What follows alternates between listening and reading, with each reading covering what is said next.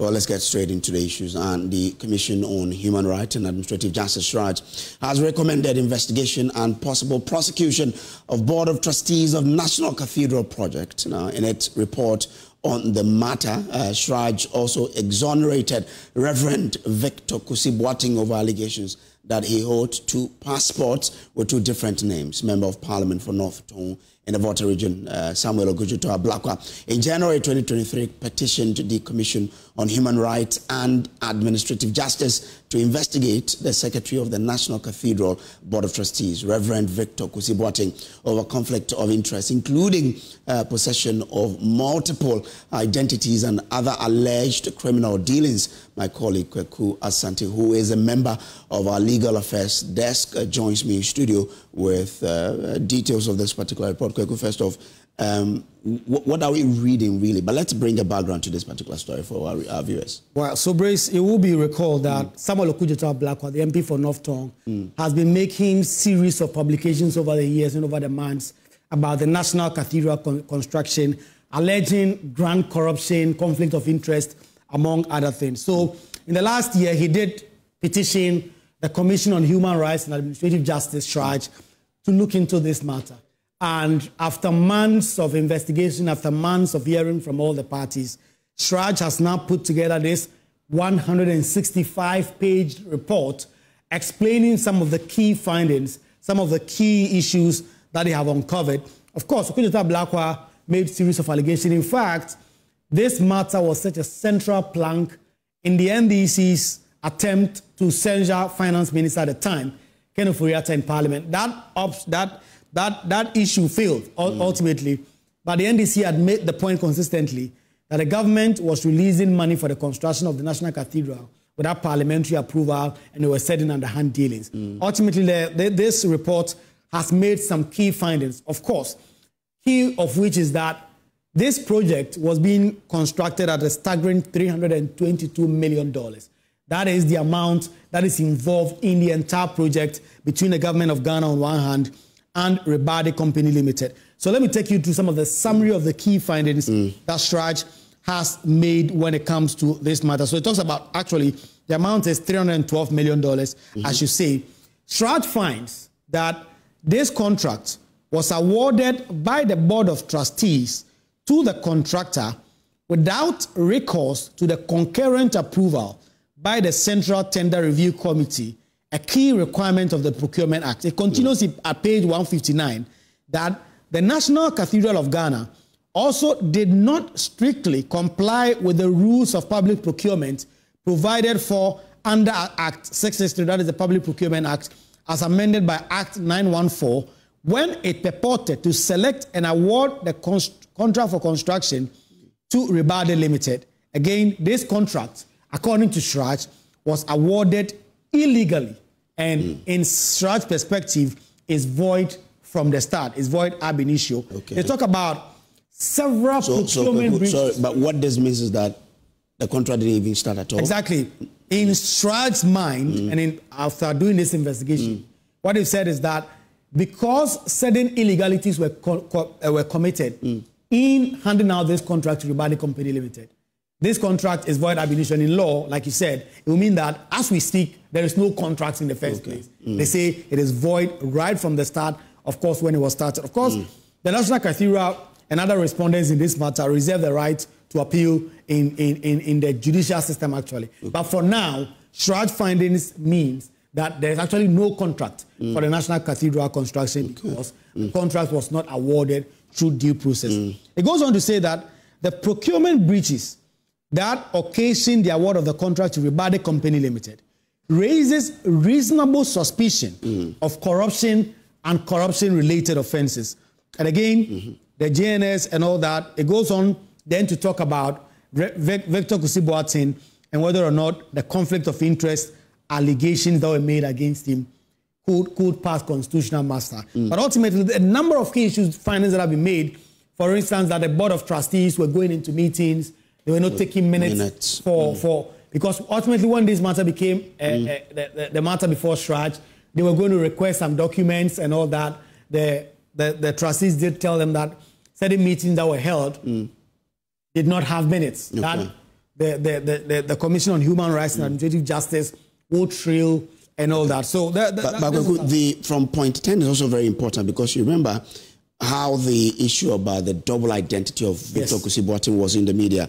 Now, point 10 says the fifth respondent company is a registered company with the sole object of talent and skills development training. That is the company belonging to Reverend Victor Kusi-Boateng. But how are they related to this story? So you will recall that Okudjota Blackwell did publish some documents that the National Cathedral had advanced some sum in excess of 5 million Ghana cedis to JNS Talent Company Limited. Okay. And Okudjota Blackwell alleged that that was underhanded, that was corruption, and that per his checks, JNS Talent Company Limited had done nothing to deserve 5 million Ghana cedis being advanced from the National Cathedral construction, the amount from the state to JNS Company Limited. At the time, Reverend Victor Kusi-Boateng's explanation was that the National Cathedral had come to some financial challenges, and as a trustee, he advanced a loan of that amount of money through his company, JNS Talent Company Limited, to this the National Cathedral entity. And then the amount that had become the subject of that public controversy was simply the state paying back his money, and that it wasn't corruption. And that is something that CHRAJ itself has affirmed. It says, it goes ahead to talk about some of the double dealings and other issues that Okudjota Blackwell alleged. CHRAJ has found that the respondent has not been issued with passports in the different names that have become the subject of public controversy, and that in fact there's only a diplomatic passport under his name, Comrade Dujemfi, and other 3 passports which are all under the same name. Again, it says that the fourth respondent, which is Reverend Kusi-Boateng, as both director of the National Cathedral and the fifth respondent company, did not put himself in a position where his personal interest conflicted or was likely to conflict with the performance of the functions of his office. The 2.6 million paid by the National Cathedral to the fifth respondent, that is JNS Talent Company Limited, was a refund of an interest-free short-term loan granted to the National Cathedral by the company. And so this amount of money that we've spoken about was simply a loan that did not have any interest attached to it, that was advanced to the company by Victor Kusi-Boateng's company in this matter. If someone just joined us, they mentioned 2.6 million, but we've been referencing 5 million. 5 million, yes. Because if you look at some of the documents that were put out, it referenced some of those amounts. It would appear per this finding that there may have been submission of one document twice, for which reason someone might have tallied to say the amount is 5 million Ghana cedis, when it's actually 2.6 million Ghana cedis. That the company advanced to the National Cathedral, which has since been paid back to the company. Could stay with me? Let's go onto the phone lines now and bring in the man who petitioned CHRAJ himself, Samuel Okudjota Blackwell. I'm grateful to you for joining us here. But you've seen the report, your initial reactions? Well, yes, and more. CHRAJ has now put out its report. I'm still studying the over 160-page report. But what is clear is that my petition succeeded in a larger part in terms of the procurement breaches, in terms of the corruption-related offenses. It is the matter to do with conflict of interest in the case of Reverend Victor Kusi-Boateng that CHRAJ failed to reach a confirmation of the allegations I made. Reading the submissions from CHRAJ, it is clear to me that CHRAJ, when it comes to the conflict of interest matter, they did not look at the full evidence before them. They relied on only passports, whereas if they had paid attention to the full evidence, as the courts of our country have done in the case of the High Court, you'll notice that they looked at all the IDs that I produced, the driver's license, the Ghana card. The CHRAJ report appears to rely solely on just passports. But even then, CHRAJ itself concedes that whereas he was appointed to the board as Reverend Victor Kusi-Boateng, his diplomatic passport is issued in another name, which is Kwabena Edujemfi. So it is quite surprising that on the double identity and the conflict of interest matters, CHRAJ only scratched the surface. They did not really deal with the full evidence before them. But look, this is a very damning report. If you read the findings in full, CHRAJ has concluded that this National Cathedral project, they did not follow the procurement laws of our country. Indeed, CHRAJ is saying that the contract awarded to Rebade showed the council and that it is an illegal contract. It is illegal ab initio, and CHRAJ is also saying, if you read the findings that they have come to, that the Board of Trustees, for engaging in all of these illegalities and corrupt conduct, should be further investigated and prosecuted. I mean, these are very, very damning findings. So this is a report that I will welcome. I continue to study it. If there are portions that we ought to go back to CHRAJ for a review, we will. But it is clear that this is a very, very damning report, and the Board of Trustees of the National Cathedral ought to be very, very worried about this report. Now, in part of the recommendations, it says the procurement breaches that occasioned the award of the National Cathedral construction contract to Rebade Company Limited raise reasonable suspicion of corruption and corruption-related offences. Will you recommend that the OSP takes up this matter because of this recommendation by CHRAJ? Absolutely, absolutely. And not only the OSP, the Attorney General's Department should be interested in this. Unfortunately, the Attorney General is conflicted. He served on the board until he resigned recently. So he's more or less complicit because when the CHRAJ recommends that all those who took this decision, it includes the current Attorney General. At the time, he was Deputy Attorney General, serving on the board, and so you can't expect the Attorney General really to take this matter up and be prosecuting himself. He's conflicted in this matter, but it will be good to see OSP take this up. But I can assure you that next NDC government, inshallah, is going to take up these findings. I mean, you don't spend over $58 million, and then there's nothing to show for it. In a bankrupt country, in an insolvent country, a country that people are struggling to make a living, where you have compelled people to take financial haircuts, people can't have access to their life savings. And this is what you do with over 339 million Ghana cedis of their money. And as CHRAJ observed, I mean, they are not convinced that the amount of money spent so far, that is the result we should be getting, that there has been value for money. And CHRAJ is saying that they will immediately recommend that there is a value for money audit. We need to find out where our 339 million Ghana cedis has gone to. I mean, we should never have gotten to this point.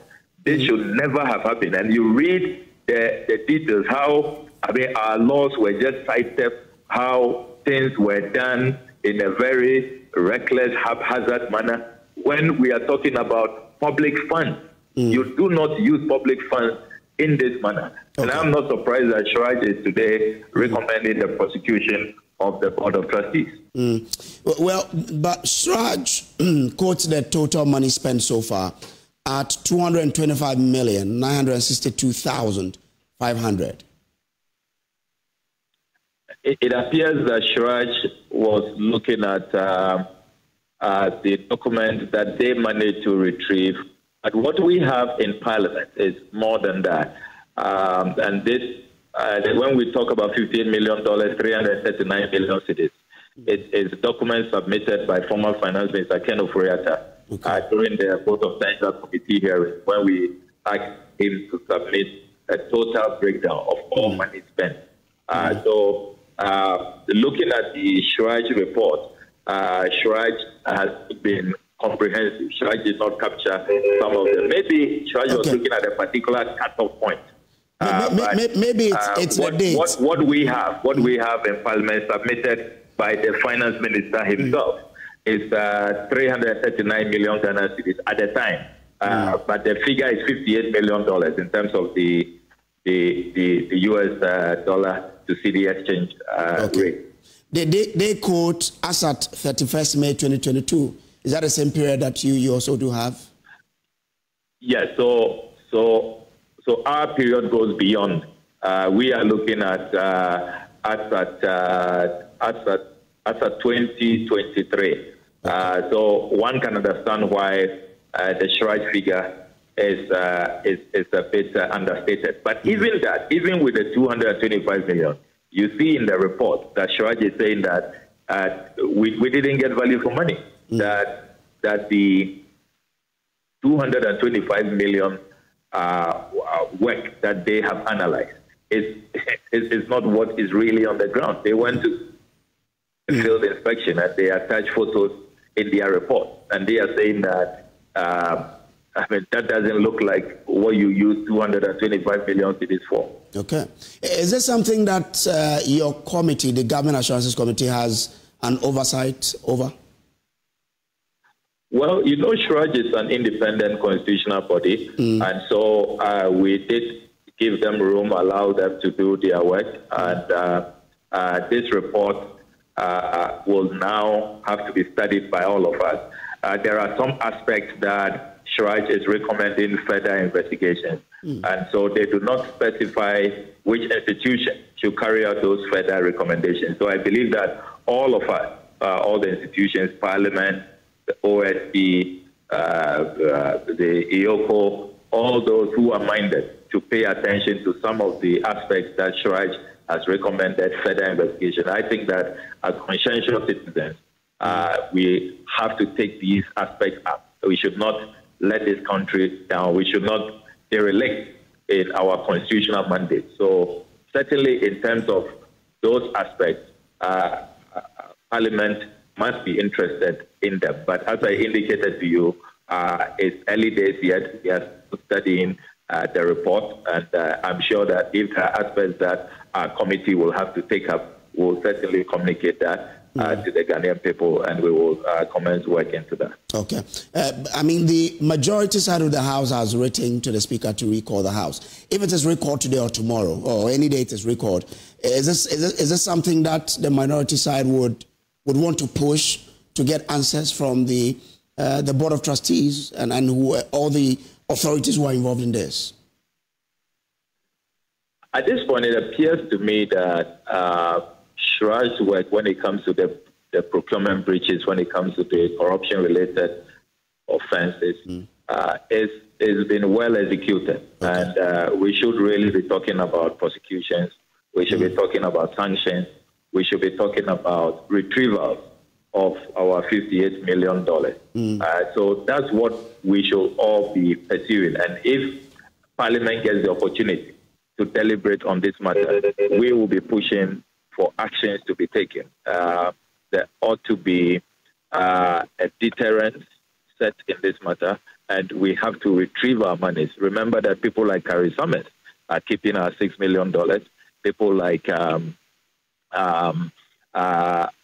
David Ajayi have been engaged in inflationary pricing, and it's clear that we have not had value for money. So there are a good number of people associated with this reckless project who must be refunding money to the state and who must be facing sanctions. And those are the angles that we all have to be pursuing. So David Ajayi and co., the future NDC government will ensure they refund the money paid to them? Absolutely. I mean, we cannot just sit idle and allow $58 million, money that can transform an entire community, an entire town, an entire village. I mean, $58 million. Other countries are doing so much with that, doing iconic projects with $58 million, building modern hospitals with that, transforming lives with that. So certainly these monies will have to be retrieved. And that is why in the NDC manifesto, we have spelled out ORA, Operation Recover All Loot, and we are insisting that the people of Ghana must have all their taxes which have ended up in the wrong place. Look, National Cathedral is only one. Remember the Sky Trade. Some people showed up from South Africa and took $2.5 million away. Remember the Sputnik V scandal, the vaccines, over $2 million gone. Pualugo Dam, $12 million. You have the Japan, $12 million. You have drip inflated by over $100 million. I can go on and on and on. So oral is so crucial.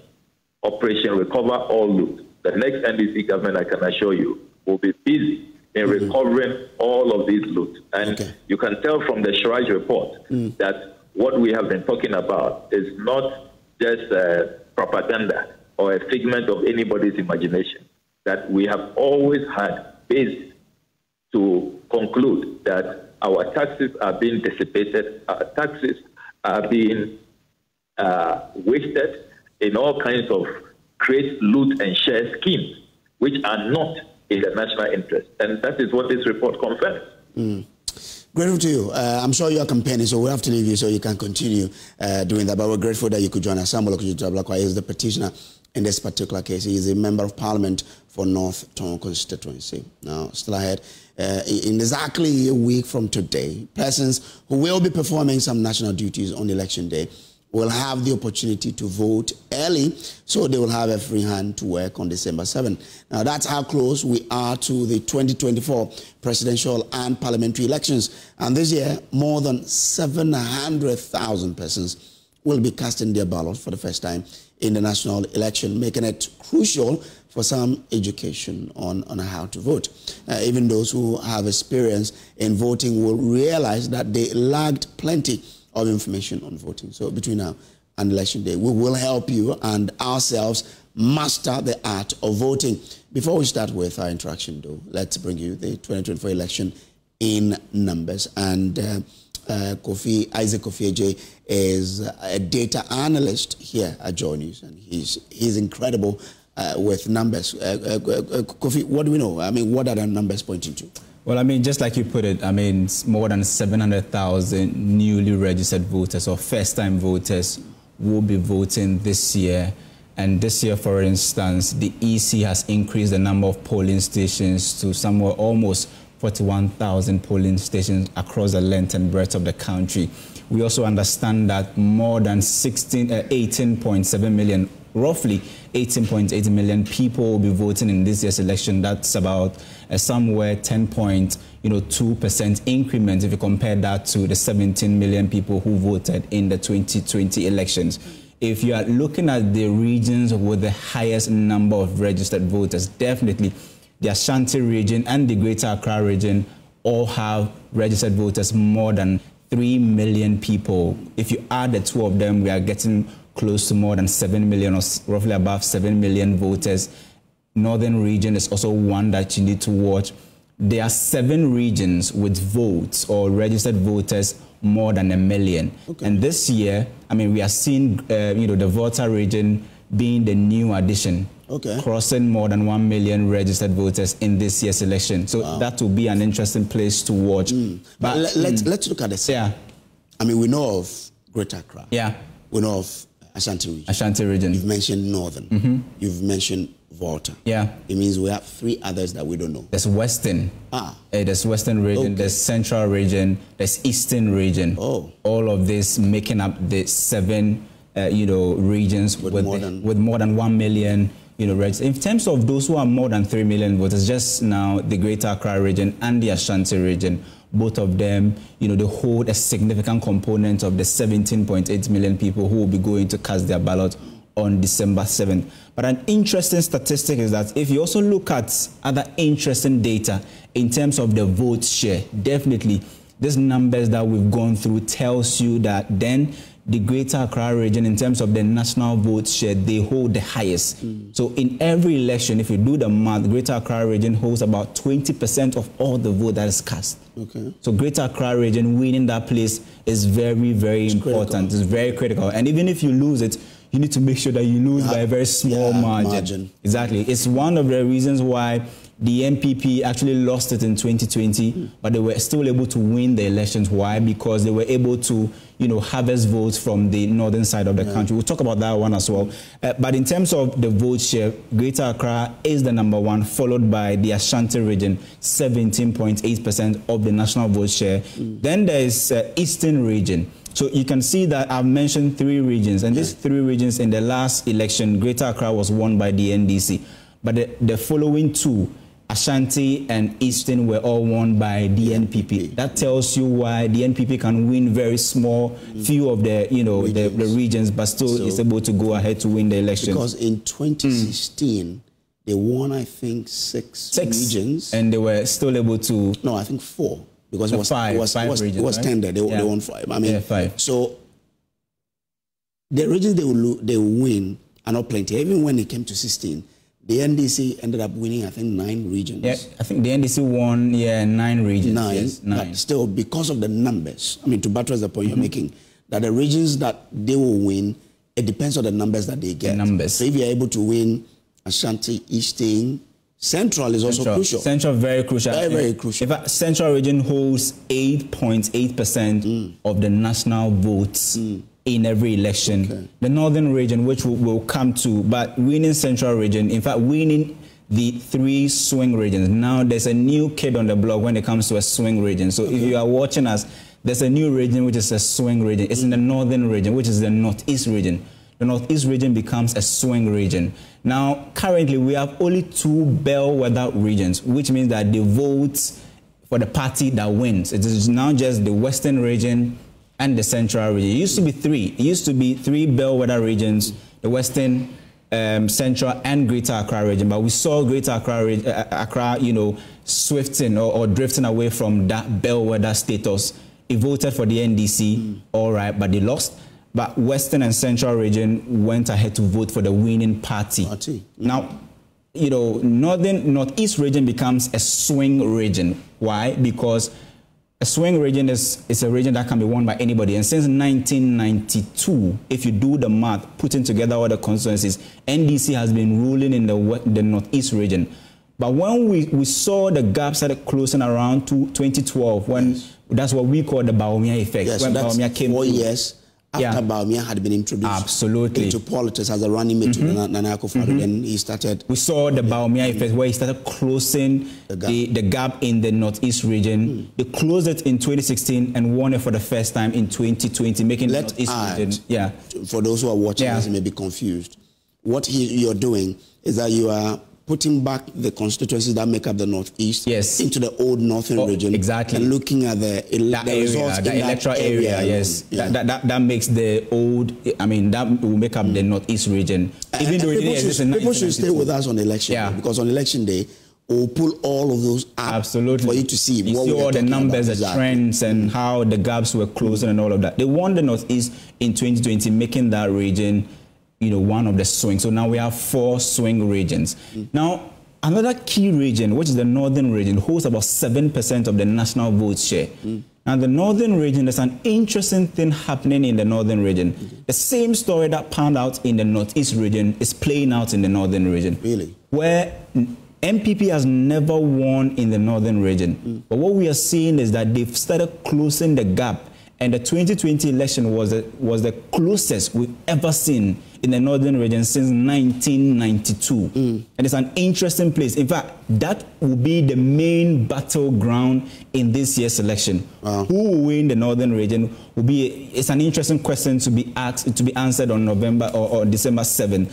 And one other region is the Savannah region. Okay. This is the home region of the opposition candidate, which is John Dramani Mahama. And we've also seen some closing of gap in the Savannah region. I want us to bring numbers to the Northern region for 2020. In 2020, John Mahama secured 449,650. Nana Akufo-Addo, so that represented 52.93. Nana Akufo-Addo had 391,446, representing 46%. So That's where you exactly. So in fact, you put it right there. I mean, the NDC has reduced from their peak of 61% in 2004 to now 52.6. And the NPP has improved or increased from 35.6%. Now we are talking about 46.4. That's a significant, improvement in from 2004 to 2020, closing the gap between the MPP and the NDC in the northern region. The same story panned out in the northeast region. In fact, in the northeast region, it didn't just happen. The gap started closing. It was a gap of 75 for the NDC in 1996 to 12 for the MPP in 1996. We saw the gap closing somewhere in 2008 when Baumia was introduced, 2012, 2016, and they finally won it in 2020. In 2016, it was the closest. The closest, 49.4 for the MPP. In fact, they won it in 2016, although that region was not existing. But if you put together all the votes in 2016, and we were treating Northeast as a region then in 2016, MPP actually won. That's where you say it has been turned to the other side. Exactly. So you see blue and green. It had been turned from green to blue. Yes, so that makes it a swing now. It's a swing region at the moment. If you look at the 2016, it was 41.3% for the MPP. Yeah.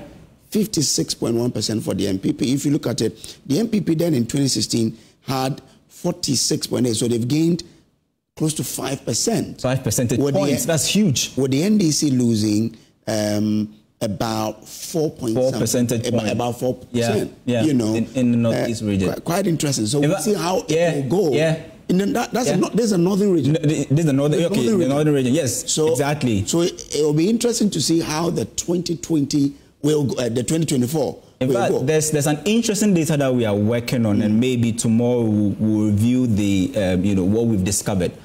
But what we are learning, the hypothesis that we are trying to test is that since 2012, we are beginning to believe that the NPP has, if you combine all the 5 northern regions, the NPP have more votes in all 5 northern regions combined than the NDC. Whoa. We are doing the checks, and so far, I think the data is looking to actually confirm our hypothesis, and it will be interesting to find out what will be the final outlook tomorrow. But it's an interesting place. In fact, for me, the 5 northern regions combined will really determine this year's election. Wow. Because why? These are if you look at the propensity to vote, meaning turnouts. In fact, if you take away somewhere around the Bono regions, the 5 northern regions have the highest propensity to vote. Let me even bring the data so that, we are all on the same page and our viewers can understand what I'm talking about. In terms of getting people out there to go and vote, in the northern region, if you select, let's say 10 voters, you get about 9 of them going to vote.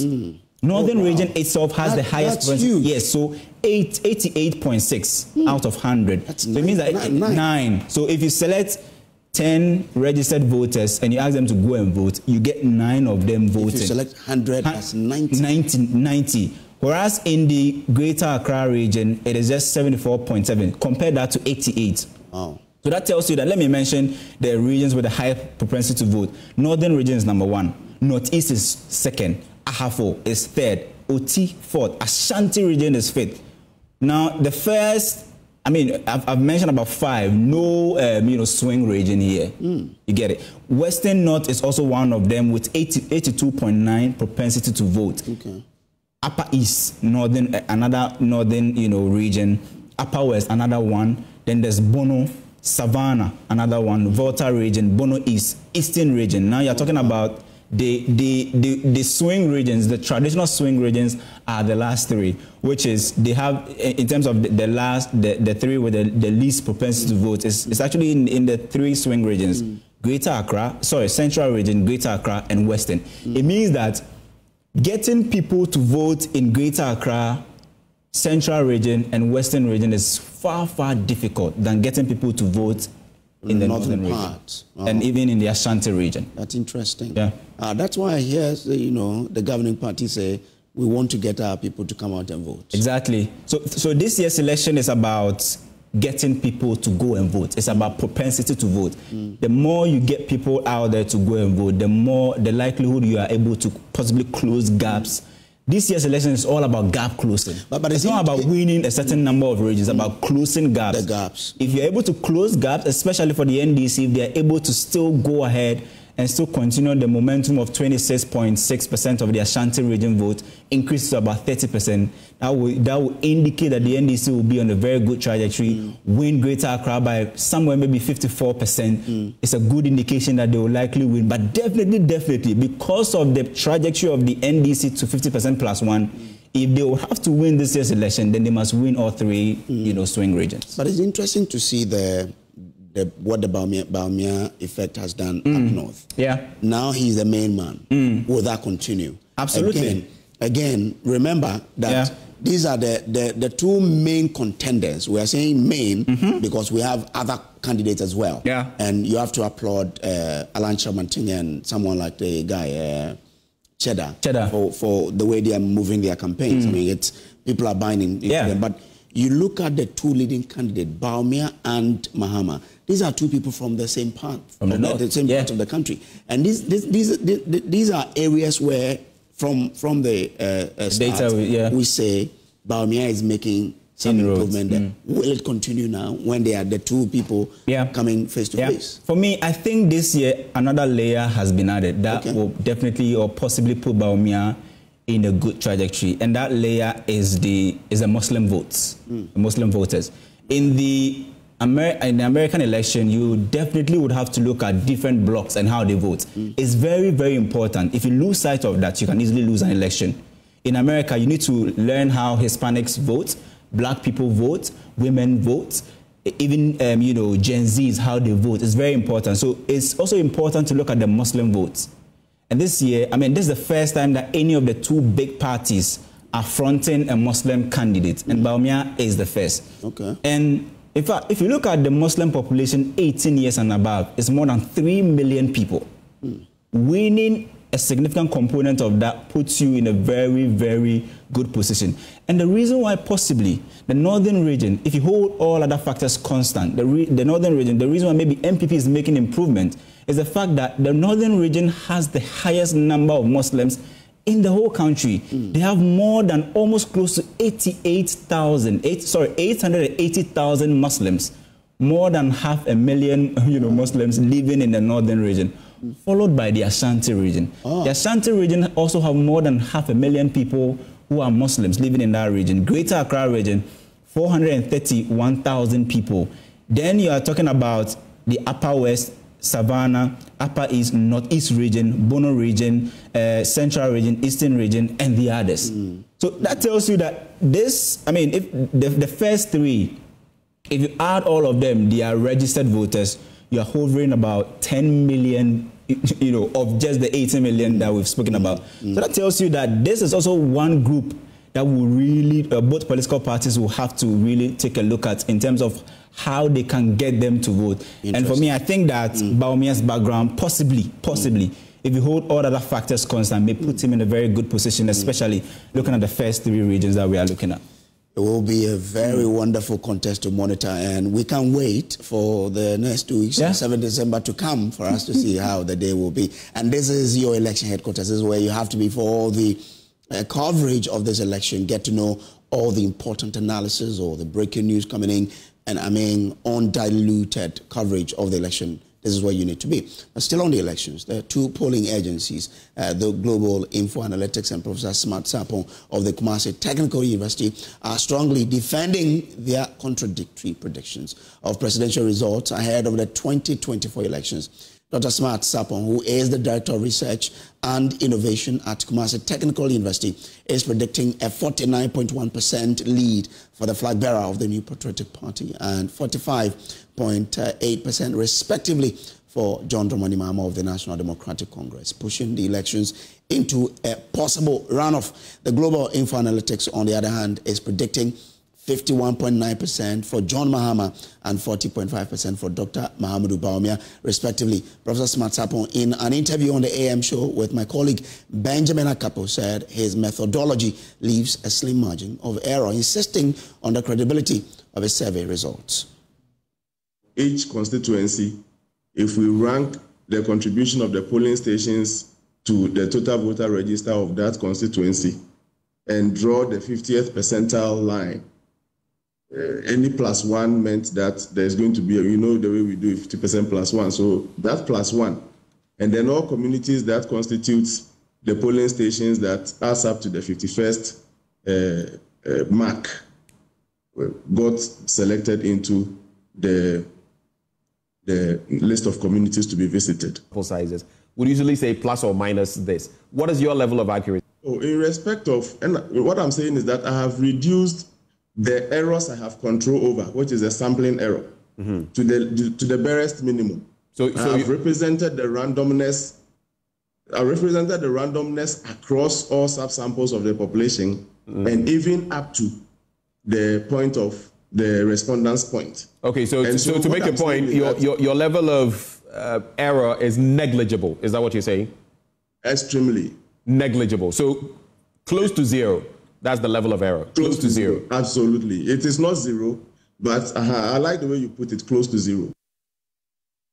So that's Professor Smart Sapon there. Now, Musa Danko of the Global Info Analytics is also defending his survey result, insisting the elections would not lead to a runoff.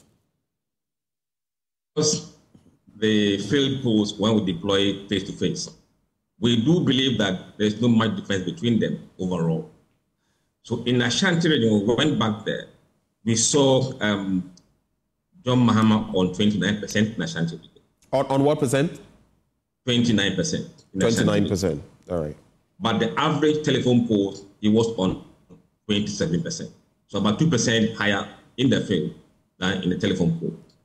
And Dr. Mahamudu Bawumia was on 68% in Ashanti region, whereas in the field, it was roughly around 65%. So the differences between the field survey and phone field survey and phone survey, it's not material when you take into account the margin of error. So we are quite happy with what we are getting from these areas as far as the polling is concerned. Right. On Friday, we're going to come up with our predictions of what the numbers will be. But from our side, there will not be runoff. From your side? Because I remember in June, thereabouts, this question came up. Still, as of now, there's not going to be a runoff? No runoff, no. Okay, all right. Well, CDD fellow Dr. John Osai Kwapong believes that two-survey research should serve as a guide to measure the temperature of the electorate and inform strategy by the political actors. Again, it's whenever I read, these polls, I read them as what are the signals that they are sending to us, the end users, in terms of what they found in, trying to gauge the temperature or trying to check the pulse of the voters. Given the methodological approaches of the work that they are doing, does it help me understand the results that they are getting, and what do I make of the results? So, for example, if you look at the trends from Mr. Musa Dankwa's polls over, I think since 2022, even before the parties chose their flag bearers, you do see certain trends. You'd see places where the candidates have either lost some grounds, made up some grounds, things like that. If you compare Prof's baseline that came out, I believe it was sometime in June, to this one. Again, you see, for example, for me, the biggest change that I see there is the number of undecided voters that have gone down. So it's a question of, for me, what are the strongest signals that are coming out from the work of these two gentlemen, and what do you make of it in terms of the implications for the elections? And if you were a candidate or a party, what does it say to you in terms of your strategy?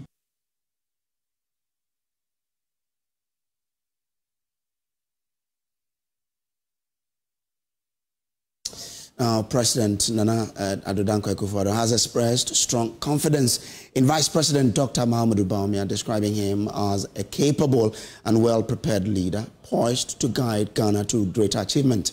The president believes that Dr. Bawumia has the necessary skills and experience to lead a nation to new heights. Speaking at a professional group's event in Kumasi, President Akufo-Addo also criticized former President John Dramani Mahama, labeling him as a failed leader who does not deserve a second opportunity at the presidency. To become presidents in Ghana, Jerry John Rawlings, John Ajikun before, John Dramani Mahama, and myself, Nana. Of all these, Jerry Rawlings had a second term. John Ajikun before had a second term. Nana Dankwa before had a second term. The only one who was not given the second term is John Dramani Mahama. There's a reason for it. Was it the demand and saw Ghana for every and putting the arm on the point and then also for baby, nobody. What is he coming to do? 24-hour economy. You couldn't keep the lights on for 12 hours a day here, doing so time when you were president, and you're coming to give us a 24-hour economy. How are you going to do that? You couldn't keep the lights on for 12 hours a day in Ghana when you were president, but today you're coming to give us a 24-hour economy. Please, don't let anybody be confused by these things. Young Pet what prepared 8 years in opposition as my deputy, 8 years in office as vice president, a man of unimpeachable integrity.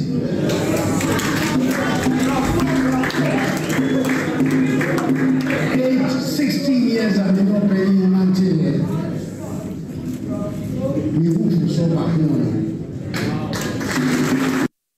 Welcome back from the break. Now, the Ghana Black Stars, or Ghana as a country, has failed to qualify for the 2024 African Cup of Nations, AFCON, due to take place in Morocco next year.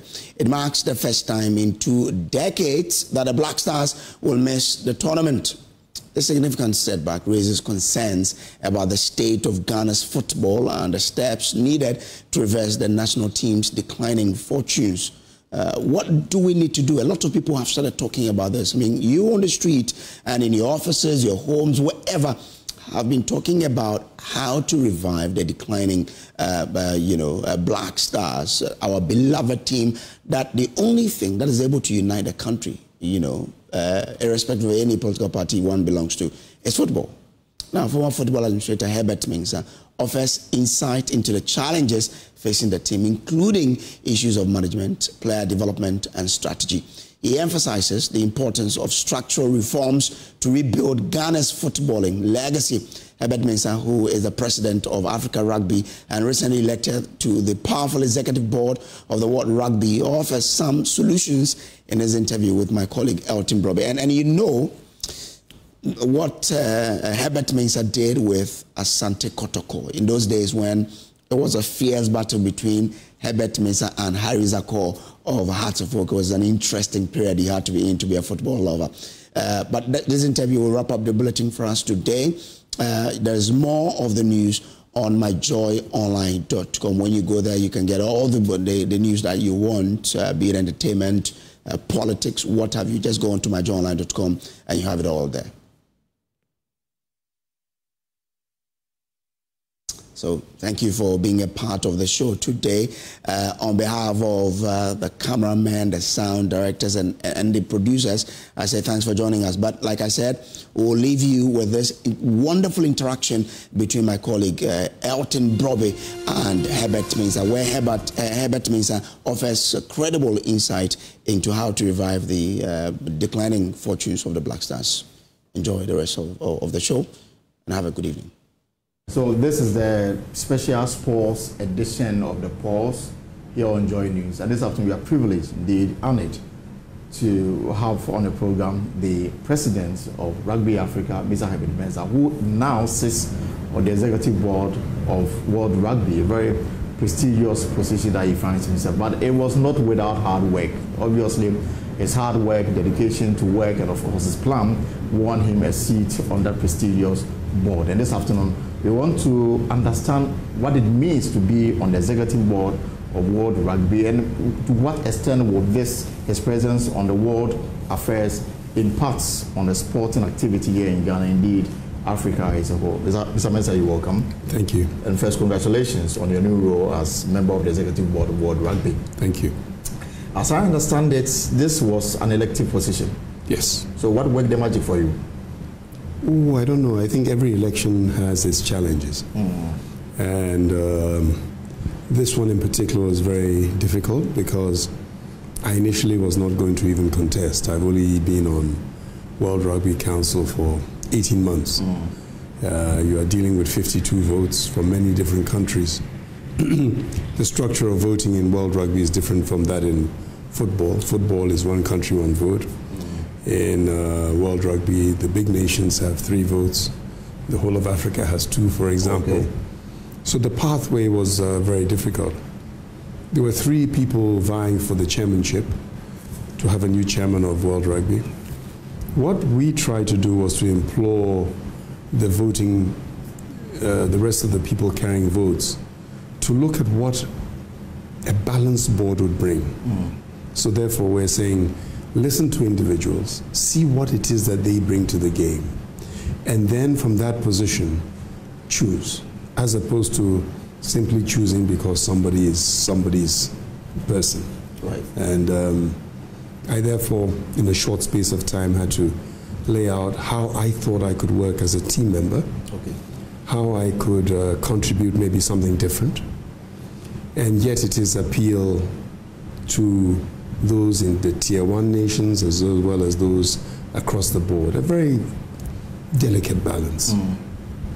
So, I mean, first it was Africa, the election to the Africa presidency, and now the world. So, in terms of what you've done in the African terrain, will you say that within the period that you've served as president of the Africa Rugby, what has been the story? Is it one that can talk of improvement in terms of the appeal to the game, revenue-wise, participation and patronage? What has been the story so far? If it's Africa, I think it's a work in progress. We have come in understanding that we are limited in terms of resources, but we are trying to change the structure upon which we operate. My mantra has always been that sport is big business, which is what I've taken to World Rugby, and that we need a mindset change, a change in mindset, which is the more difficult of the two to try and get across. And we've tried to put that across in the African sphere. Although we cannot take credit, we proudly raise our hands and say, South Africa is the world champions, they're part of Africa, so we have a double world champion here on the continent of Africa. We believe that we have the talent in Africa, that there is more exclusive athletic talent that we see across the board, whether it is in football or boxing or every sport has. Africa is uniquely placed in many ways. And over the last year, we've tried to change the way in which we approach the sport and how it's looked at. That if you have a certain amount in terms of budget, how can you raise money in different ways to put together bigger and better competitions? And we just had one here in Accra, Ghana, which was extraordinary. Right. And then we've had some in Kampala and in Mauritius around, which have all been of a very, very high level. Off the back of that, you've seen countries like Kenya now back at the top of the game. They're in the HSBC World 7 Series. We've got Uganda and Madagascar as part of the Challenger Series and the DXV Series. So more African countries this year have got onto the global stage in terms of competing. But before that, when it came to rugby, mention could only be made of South Africa, maybe Uganda, and now Ghana is emerging as one of the places to pay attention to in terms of rugby. Is it your expectation that, just like it is with football, the attention and the acceptance will be spread across the continent in the years to come? Well, I think we're the pioneers. Football has become a political tool for many countries. Governments look at football to make the citizenry happy. The citizenry follow football as the main sport. Our contention is that rugby brings something different and dynamic, and that everybody's different. Not everybody can be a great footballer. Right. Rugby allows somebody who is 6'5" and 160 kilos to play against somebody who's 70 kilos, any different size and proportion. The value system as well in rugby, I think, has more to offer young people in terms of moving forward. And Africa has so much opportunity. We don't need to see the Africans going abroad to do well in basketball, NBA, UFC, Usman, Ngannou, and so forth. They're from Africa. Half of the French rugby team are of African heritage. A large portion of the English rugby team are of African heritage. So we need to create the enabling environments here that is talent. The business is a $7 billion a year business plus. So why don't we invest more in alternative sports like rugby? How can we get governments involved more in terms of changing the curricula in schools, in terms of staging, as we've been very lucky here in Ghana, even though we're not a rugby playing nation, that His Excellency the President built a fit-for-purpose rugby park, which was extraordinary, and then helped support the recent gender sevens ladies 12-nation tournament. If we get more countries emulating what we've done in Ghana, then really there's a chance for the sport. But in terms of Ghana, what can we do to build on what has been done so far? Well, it's going to need investment. I think the question of Ghana is a mirror of what is happening in sports in general in Ghana. Sports is big business, and you have a lot of people who perhaps don't understand that or are not the right people to be at the helm of that. And that happens from the sporting level itself, all the way up to the people who are the custodians at administrative level, at the most senior level, that you have to really sit down and say, do we have the right people in terms of the civil servants and the ministries in place to bring about what is required for sports? And I think that as we move forward, we really have to start looking and saying that when we appoint a minister and his deputies, when we appoint people within the ministry, that they are people who can really help transform the game. It's not a desk job just to take that is another job. There's something dynamic about sports. And I think that if we get the right people in place, then you start to understand that how you can build a pyramid scheme from schooling system to regional levels, and looking at centers of excellence of which you can then pick young sportsmen to be rugby players or handball players or volleyball players. It needs a dynamic shift, because on the one side, if it is Ghana, you have a presidency who has built so many AstroTurf pitches, so much infrastructure. We saw it from the AU Games. So that is being provided at that level. So what's going wrong underneath that for the disciplines themselves to be doing so badly across the continent, across the world?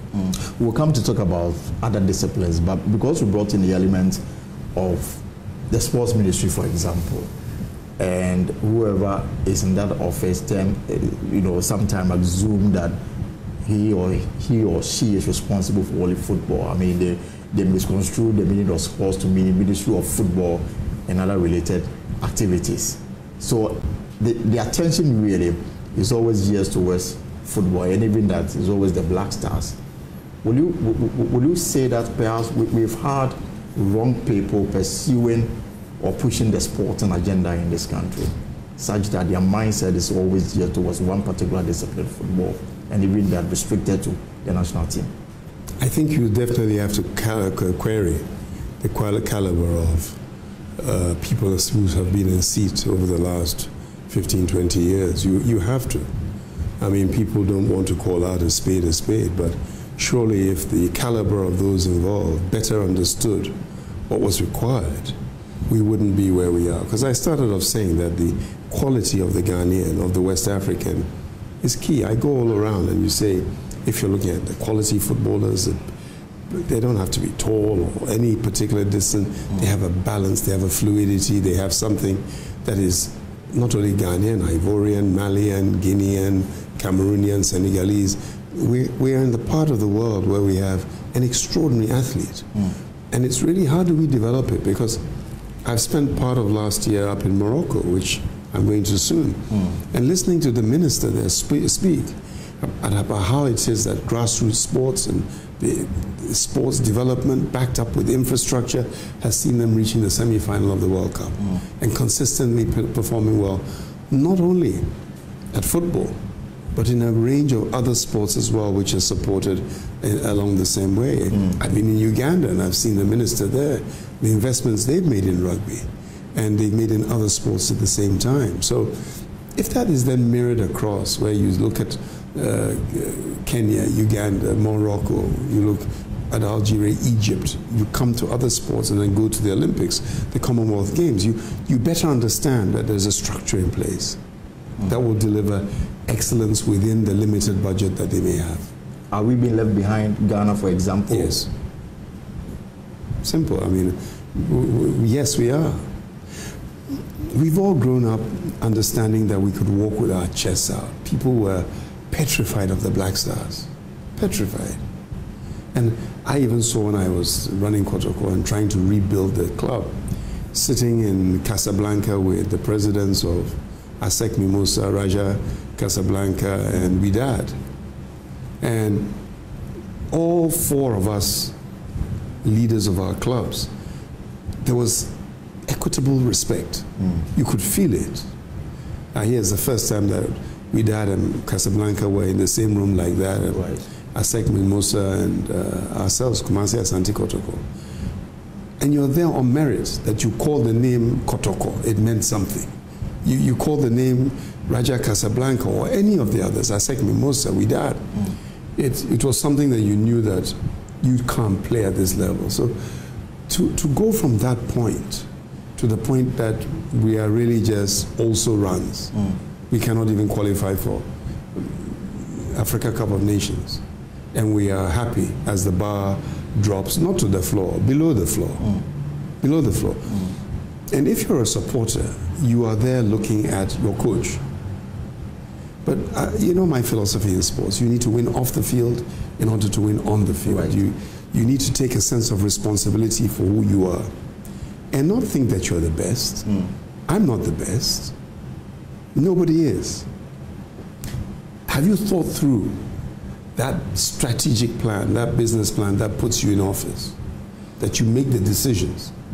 Either you are saying that the Ghanaian athlete is not good enough, or else you've made wrong decisions. And that's the reason that you finish bottom of a mediocre group in terms of qualifying for the Nations Cup. It is sad. I mean, I was going to come back to the Black Stars issue much later on, but since you brought it up, I mean, what happened to the Ghana Black Stars this week clearly is a result of bad planning years back. It just didn't happen today. That's very true. And possibly maybe because we've had wrong people in the right places directing affairs with the Black Stars. Are we ever going to get out of it? We have the World Cup that people say that at all costs we should qualify. We may have players playing in some of the top leagues. Kudus, for example, plays for West Ham, Semedo with Bournemouth, and most of our players in the other leagues in Europe. Yes, when we assemble them, it's difficult for them to even beat a team like Niger and even Sudan. What really is wrong with the organization of our game?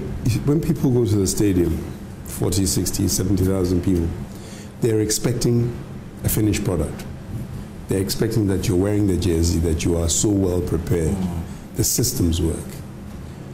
You will see that when small teams are playing, and you see when Gambia is playing and other teams, there's no big star. No. And you will have noticed it even with Niger and Sudan and the rest. You're not seeing stars in the top Bundesliga clubs or Premier League or La Liga. But what you have are people playing with a system that makes sense. And they're playing in a coordinated fashion that makes sense. That's why the Cape Verde Islands and Comoros and the rest, there are no weak teams anymore who are playing. So what is it about our administrators that put a system together, which when they fail, they still have the guts to come and make excuses that nobody in their right mind would accept? we have to look inwardly at ourselves. A great sporting nation like Ghana is no longer a great sporting nation. At all. Not at any level. You go to the Olympics, we've wasted taxpayers' money. You go to Commonwealth Games, you've wasted taxpayers' money. You go to Nations Cup, and the amount of money that is spent singularly on football, the political sport, if I can put it like that, is not acceptable. And there needs to be hard truths. There's something about we Ghanaians. You know, I took over Kotoko, and people don't realize that 2 years before that, I was approached by some people to do the same. It's as though you have to reach the point where the club or the nation or the sport is down. So in my case, Kotoko could not field 11 players for a league match. This was 1999. Could not field 11 players for a league match. So it's at that point that you have points deducted. You do not have a squad. People are bringing people from the village to say, can you play? Then a light bulb goes on and says, we better fix this now. So what is it now? I've seen this rot in the Black Stars long before, even before the current management of the GFA. There's a certain direction in which we started going. Once you separate where you go in terms of the development of the domestic league and what happens in your school system and the pyramid scheme for excellence, once you separate that and you just simply think you can cut and paste, you end up where you are. And the problem is when you win. Because when you win, you think the problems have gone away. They celebrate the win and forget about Absolutely, without understanding that the underlying issues are simply not good enough. The GFA, they've taken some measures. First amongst them, they dissolved the management team of the Black Stars. That, for now, is what they've done. What we've picked is that they'll be meeting the coach for the coach to justify why he should be allowed to continue to serve as manager of the Black Stars team. So these two measures that they've taken so far, first, the dissolution of the management team, is it enough? Some have suggested that perhaps the GFA itself must go. Well, it's inevitable. What do you expect them to do? That is what they would have to do. And then, of course, if there's a blame game, you blame the coach, not the person who appointed the coach, not the person who decided the coach was the right person in the first place. At what point do you decide the coach is not the first place, not the right person? Is it when you draw at home, when you lose to Angola? Is it when you have a chaotic World Cup exit? At what point? Is it when you eventually lose at home? At what point do you decide that the coach, that the structure is wrong? At what point do the custodians of the beloved sport make that critical decision? At what point? You know, we're watching a movie, you know what I'm saying? And we have got tissues in our pockets and we're watching the movie. Because this kind of movie, we can see the end. Right. The blue man doesn't win, no. At all. Yet, at the end of it, they'll be telling you that, oh, we are the best and nobody else can do the job that we can do. No. You need to get up and apologize for letting a nation down. You need to apologize for the fact that we have such a rich history in this sport. And yet it is. I watched what happened in Abidjan, and I spoke about it at that time. Right. I watched what happened in Equatorial Guinea, in Central Africa, and I said it at that time. That time I demanded apologies for what it is was going on. What I saw what happened was going on in Abidjan. Right. I was talking about, wow, we need to get people back to very basics of how to play football. But is the apology enough to say, Ghanaians, we are sorry, and then we should go to sleep with that? No, I don't believe it is. People are not taking responsibility for their own failures. I know, and that's why you start from a point. But the system that you have in place is such that you can't usurp power. You'd have chaos if you did. People come in with a business plan and a strategic plan for success, and they fail. You, unfortunately, in the democratic situation in which you're in, have to wait to the next election or the next situation. I think the problem with sports, and it's not just football, is there's a constant recycling of the same kind of material. Right. I mean, I've been in it, so I kind of get it. I'm not speaking abstract. I'm talking in reality.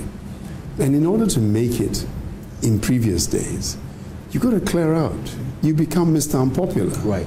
But you've got to make a stronger stance in deciding if somebody who was on a welfare committee or something and is now on this committee and is on that committee. So you're rechurning. And when I was involved in football, I was just amazed that it was a situation of musical chairs, of people going around, you know, and coming to. And I wonder whether sometimes, now that I'm running rugby at this level, it's pro bono. Yeah. There is no salary. You are not paid for... President of Rugby Africa? No. Sitting fees? No. Board of the... No, you're doing it out of the love for the game. You go and Google how much salary the president of Rugby Africa gets. Zero. There is no money. You may, if you're lucky with state may decide that you are representing and therefore you are entitled to some things because you are there as the ambassador to Ghana representing the continent. But I've not asked and I've not been given anything from state. And President of Rugby Africa receives no money. Maybe it is. And we are subject to such high levels in terms of our integrity code. So when you look at that and then you reflect the same situation with football, especially in Ghana, and this will be my final question on the Black Stars, that, for example, executive, ESCO, as they call themselves, will go to World Cup and pocket $100,000 as appearance fee. Executive member, they are not players. And then it is, you conclude in your mind that perhaps the reason why there is so much fixation with the Black Stars, and of course from the GFA side, is that there's always available money to spend. Unlike the other sporting disciplines where they struggle to even attract the attention of policymakers. But for the Black Stars, it's like you only need to ask and then it comes. So people then begin to question the commitment of the people who are running our football. I remember after Kwesi left the scenes and they were entering into an election, I made a statement then. It's the same statement I made when I took over Kotoko that was so controversial that I believed in the case of Kotoko that the board members, Otumfo Pokuwari, had dissolved the board, but I was suggesting that there was a need for some board direction, but every board member should contribute a certain amount to be on the board. It's a privilege to serve on the board, so contribute to be. And I'm not saying that is the case of the GFA, but I think it would be great if it is. That certainly in a couple of elections back, I stated that whoever should be running the GFA, the easiest thing to raise money for this side of a beauty pageant is football. Right. So therefore you shouldn't go to the government and be really requiring the government. They should be able to work and raise their own money to run the national teams. If I was running the national teams, I'd be doing that. Because you are the chief. Even in rugby, at my recent AGM, when somebody got up and he says, I'm President Mensah, and I said, no, don't call me the president. I don't encourage it. I'm the chief marketing officer for Rugby Africa. We've got to look at our finances. We've got to look at our structure. You've got to look at your governance. You've got to really look and say where at the end of the day, because for the entire continent of Africa, I receive a budget of $2.2 odd million. For the entire continent? The entire continent. $2 million? Just over. That isn't much. I know, and that's to run about 8 competitions, airline tickets, everything else that is totally included in that package.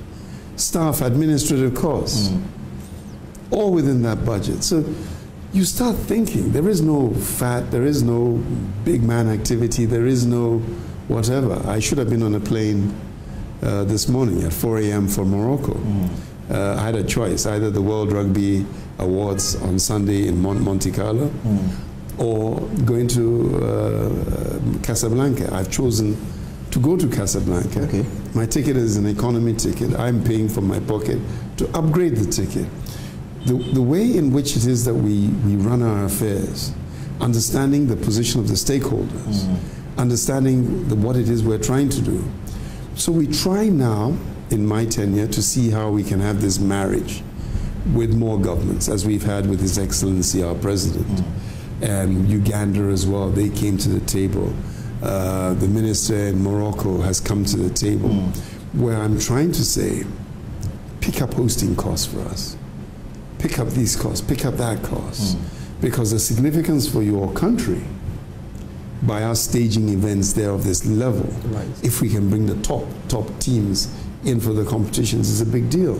The way we look at money and business, therefore, is completely different. And then touching on that, I mean, now it's no longer an Africa affair, it's a global affair. And just going through the responsibilities of the World Rugby Executive Board, I mean, you are responsible for framing and overseeing implementation of World Rugby's strategic plan and application of policy decisions, meaning you are at the forefront of what is to be done going forward. This is a huge responsibility. How are you and the other members going about this? It's massive. This morning, for example, we have our first EXCO board meeting on Tuesday at 9 p.m. because the new chairman is from Australia, and the members are from New Zealand, from South Africa, from Ghana, from London, from Dublin, from Canada.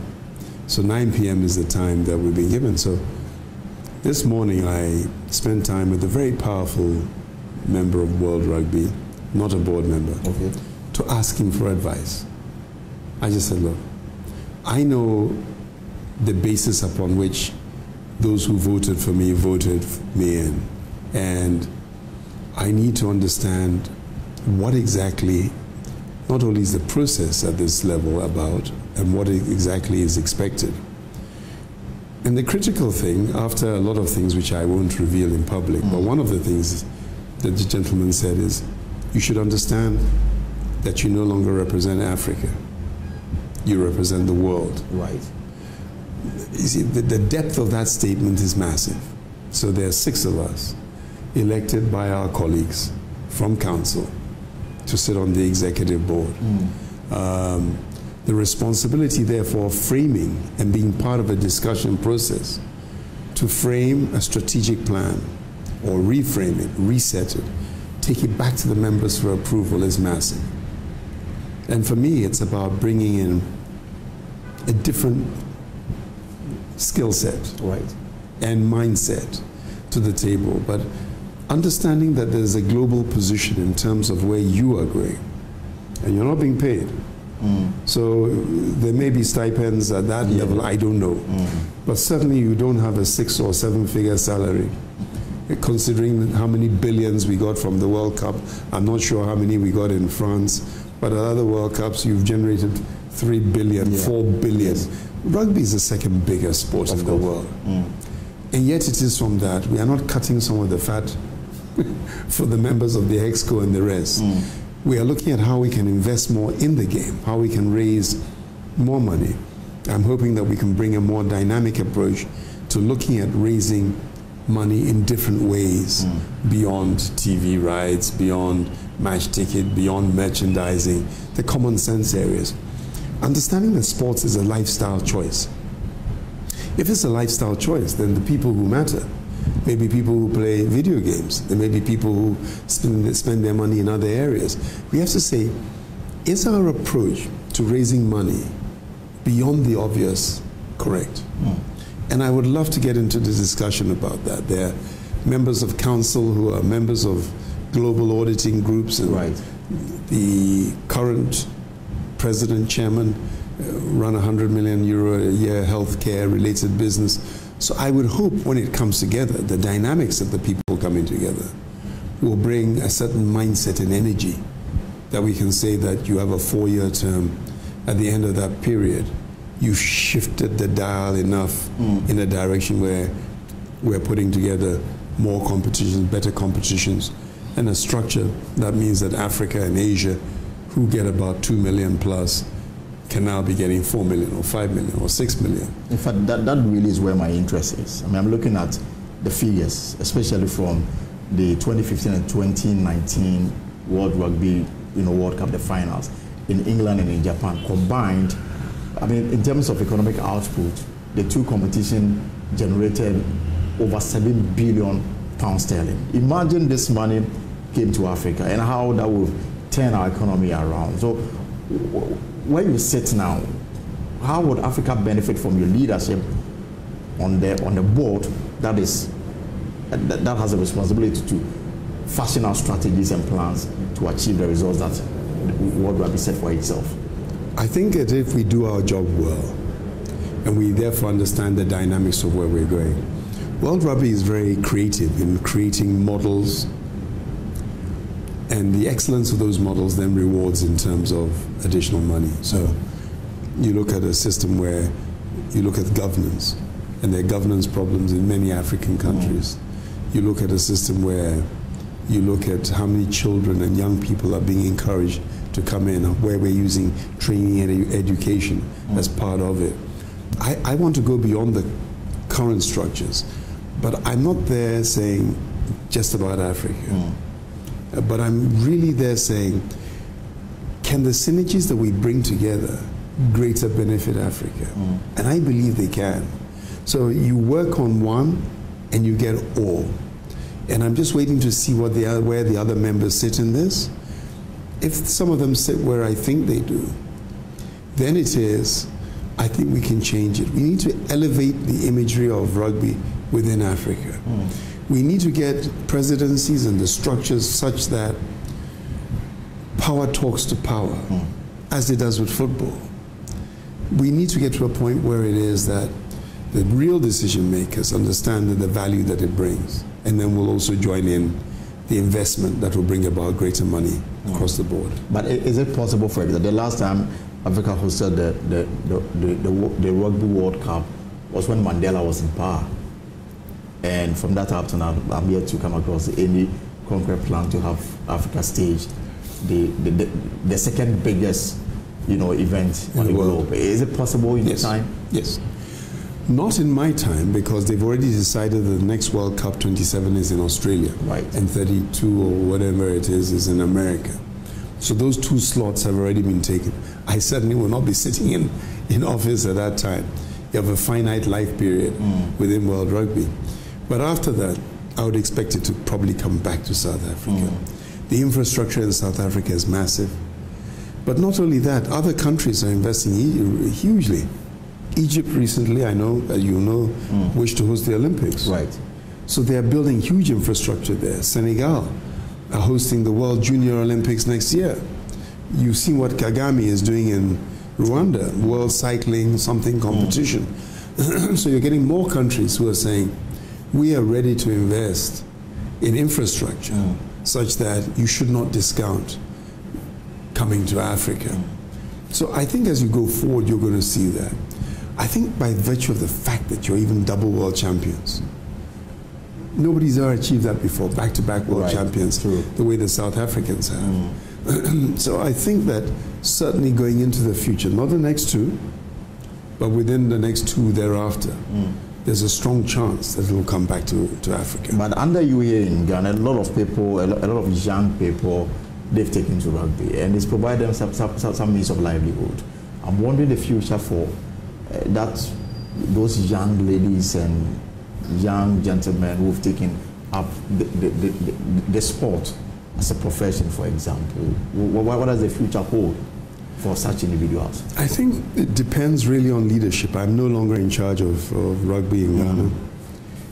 And I know they're battling with governance issues to have elections sooner rather than later. A number of the people who are interested have come to me, and I've tried to explain that sport is big business. You get nothing from state. You get 10,000 hard currency a year from World Rugby, which is used to develop youth and the rest of it. You will participate in competitions if you are within the top 12 in Africa. And isn't it incredible that Ghana is ranked 7th amongst the women in a country that is not really playing that seriously, and the men are ranked 12. So the future really is, if you look at the recent competition in Ghana, Ghana were raised up to 7. 1, 2, 3 are world beaters. South Africa, Kenya, Uganda. 4th place this time just eluded, was Madagascar, who on a normal league game in Madagascar can get 20, 30,000 people. Rugby is more important than football in Madagascar, you see. Then you come to 5, 6, Tunisia, Zambia, and then you come to Ghana. So Ghana is within touching of 4, 5. You see, the push to get 1, 2, 3, where some of the countries I mentioned are receiving €500,000 a year from their countries for rugby development. Right. 1, 2, 3 are receiving $1 million, $750,000, $1.5 million. This is coming from the state government. From the state, just from the state.